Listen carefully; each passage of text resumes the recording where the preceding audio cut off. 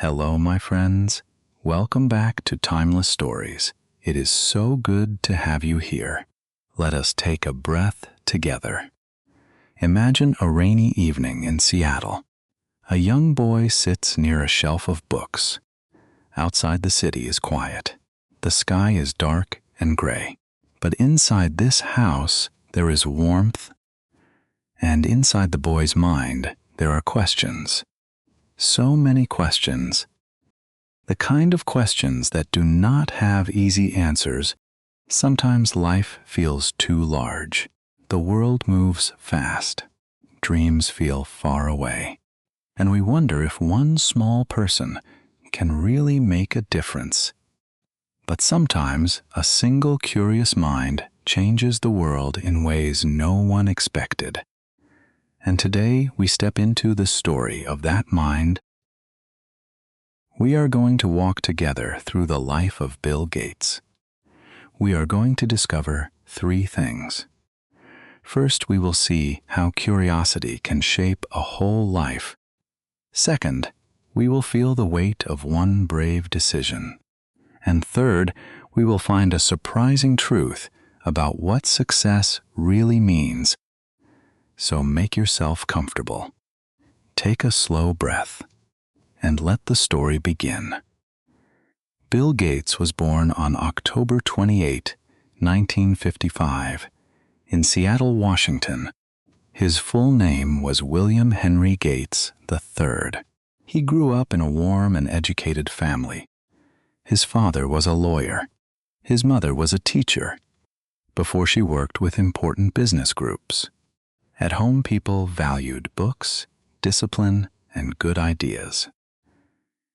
They believed that learning could open doors. But Bill was not always an easy child.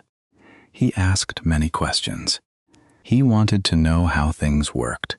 Sometimes he seemed lost in thought, as if his mind was already walking far ahead of the room. Teachers sometimes saw him as restless. His parents saw something deeper. They saw a boy with a powerful hunger to learn. That hunger would become important later. Before Bill Gates changed computers, he first trained his mind through reading, asking, and thinking. His story reminds us that curiosity is not a small habit. Sometimes it is the beginning of a life's direction. At Lakeside School in Seattle, Bill Gates found the challenge his mind needed. The school was different. It gave bright students room to think. It did not only ask them to remember lessons, it encouraged them to explore. Then one day, Bill saw something that changed everything: a computer. At that time, computers were not common. They were large, expensive, almost mysterious. Most people never touched one in their entire lives. But Bill was allowed to use one at school. The first time he sat near the machine, something inside him woke up. This was not just another subject. This was a new world. He began spending long hours in the computer room. He studied how the machine worked. He learned to write code. Code is a set of instructions that tells a computer what to do. It is like a language that humans use to speak to machines. He tested his ideas again and again. Other students saw a machine. Bill saw a future, and that future began quietly in a schoolroom with a curious boy and a keyboard. At Lakeside School, Bill Gates met a boy named Paul Allen. Paul was older. He was quiet and thoughtful. Bill was intense and full of energy. They were different in many ways. But one thing connected them deeply. They both loved computers. After school, they spent long hours talking about code, machines, and the future. At that time, most people believed computers belonged only to big companies and universities. They were too large, too costly, too difficult for ordinary people. But Bill and Paul saw something else. They imagined a future where computers could sit on desks, inside homes, and in the hands of everyday people. It sounded impossible, but many great changes begin this way. First as a quiet idea, then as a shared dream, and finally as a decision to act. By the age of 15, Bill Gates was no longer only learning, he was already trying to build something real. Together with Paul Allen, he worked on a project called Trafo Data. The idea was simple but useful. They wanted to study traffic information and help cities understand how cars moved through the streets. For two teenagers, this was a serious step. They were not just playing with computers anymore. They were using technology to solve a real-world problem. The project even earned them some money. But the money was not the most important part. The real lesson was deeper. Bill learned that an idea is only the beginning.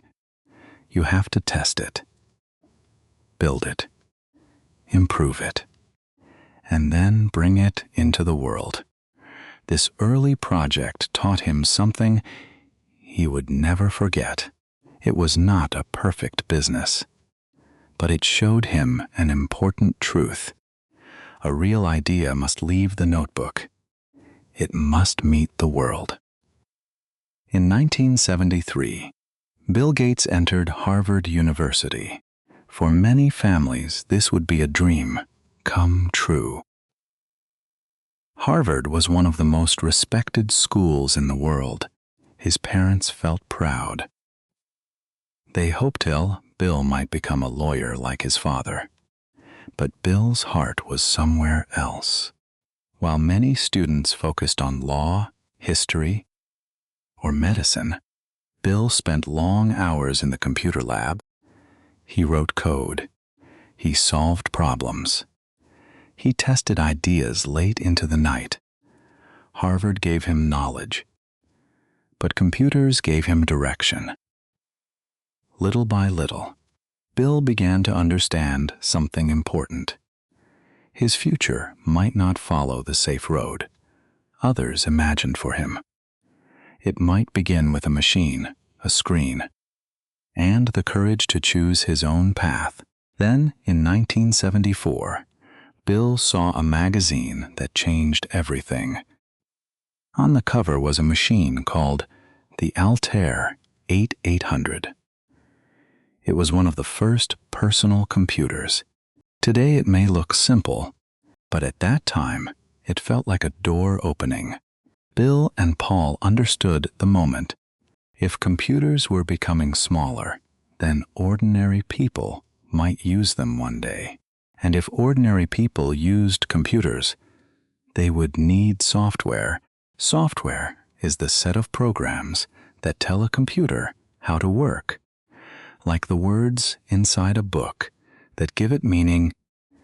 There was only one problem. Bill and Paul did not even own an Altair computer. But they did not wait for perfect conditions. They used their knowledge. They used their imagination. They began writing a program for a machine they had never touched. Then Bill made the biggest choice of his young life. In 1975, he left Harvard and started a company with Paul. To many people, it looked like a dangerous risk. To Bill, it looked like the future calling. If you enjoy calm stories about real people, big choices, and quiet lessons, consider subscribing to Timeless Stories, and new stories arrive every week. The company Bill and Paul started had a simple name, Microsoft. The name came from two words, microcomputer and software. A microcomputer is a small computer, and software is the set of programs that make it work. It was a small name for a very big idea. In the beginning, they did not have much. No large office, no powerful team, no easy promise of success. But they had energy, they had skill, and they had a clear vision. Bill wrote code for long hours. Paul built connections and looked for chances.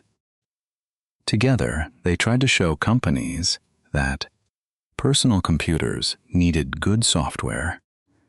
The early days were difficult, but Bill believed that if computers were going to enter everyday life, software would be the key that opened the door.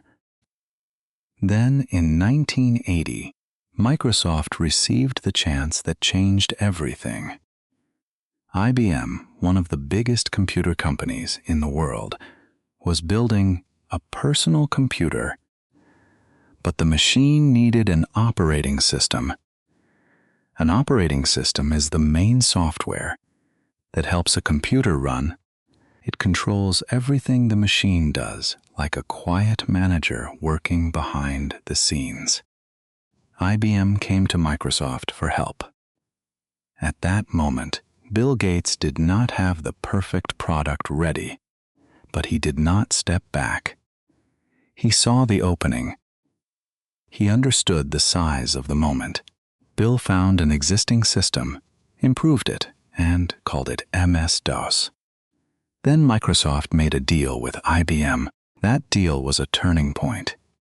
As IBM computers spread, Microsoft software spread with them. A small company suddenly became a powerful name in technology. Bill Gates had shown one of his greatest strengths. He did not only understand computers, he understood timing. By the early 1980s, Microsoft was growing fast, but Bill Gates wanted more than one successful deal. He wanted computers to become easier for normal people to use. In 1985, Microsoft launched Windows. Before Windows, many computers felt difficult. Users had to type exact commands. One small mistake could stop everything. Windows changed the experience. It gave people a visual way to use a computer. They could point, click, open programs more easily. This helped computers feel less cold and confusing. They became more friendly, more useful, more possible for everyday homes and offices. Bill's old dream was becoming real. The machine that once filled entire rooms was slowly finding its way into ordinary homes, and then success arrived in a way that surprised even Bill himself. In 1987, at only 31 years old, he became one of the youngest self-made billionaires in the world. But money did not bring quiet. It brought more attention, more judgment, more responsibility. Apple was building its own vision of the computer. Steve Jobs wanted technology to feel beautiful, simple, and human. Bill wanted software to reach as many people as possible. Their rivalry became famous. They were different men, different thinkers, different builders. But both understood that computers would shape the future. Then life brought Bill Gates something even more important. In 1987, he met Melinda French at Microsoft. She was intelligent, focused, and hard-working.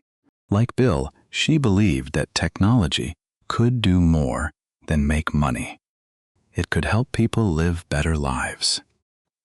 In 1994, Bill and Melinda got married in Hawaii. Later, they had 3 children, Jennifer, Rory, and Phoebe. Even with great wealth, Bill did not want his children to grow up careless. He wanted them to understand effort. He wanted them to value learning. He wanted them to become their own people. And then, in 2000, something shifted in Bill's heart. He and Melinda created the Bill and Melinda Gates Foundation. This was a new chapter in his life. For many years, he had focused on software, business, and Microsoft. Now he began to ask a different question. What can success do for other people? The foundation worked on some of the world's hardest problems: health, education, clean water, poverty. It helped fight diseases such as malaria, tuberculosis, and HIV. Tuberculosis is a serious illness that affects the lungs. Malaria is a dangerous disease spread by mosquitoes in tropical parts of the world. The foundation helped bring medicine, vaccines, and hope to places that had too little. In 2010, Bill Gates and his friend Warren Buffett began the Giving Pledge. They asked some of the richest people in the world to promise most of their wealth to charity. For Bill, money was not only a reward, it was a tool to fight disease, a tool to improve education, a tool to give poor communities a better chance. And here is the surprising detail I promised. At the beginning of our story, Bill Gates once said that beyond a certain point, money has no real use for him except to build organizations and help the poorest people in the world. That tells us something important. For Bill, success was not only about having more, it was about giving more. His story did not end with a computer screen. It became a story about using knowledge, money, and influence to help human lives. Bill Gates' story leaves us with one quiet image. A curious boy sits near a shelf of books. He does not know where his questions will take him. He only knows he must follow them, and that is enough. Maybe this is the deepest lesson of all. We do not need to see the whole road. We only need to take the next step. Every time you press play on a story like this one, you are taking a step toward new words, toward new ideas, toward a world that feels a little more open. Your English journey is not so different from Bill's journey. It begins with curiosity. It grows through patience. And one day you look back and see how far you have come. Keep going, my friend. Your road is already being built. Tell me in the comments what part of Bill Gates' journey inspired you most: the curious boy, the brave decision, or the man who chose to give it all away. If calm stories like this help your English grow, please subscribe to Timeless Stories and join us every week. Thank you for listening. I will see you in the next story.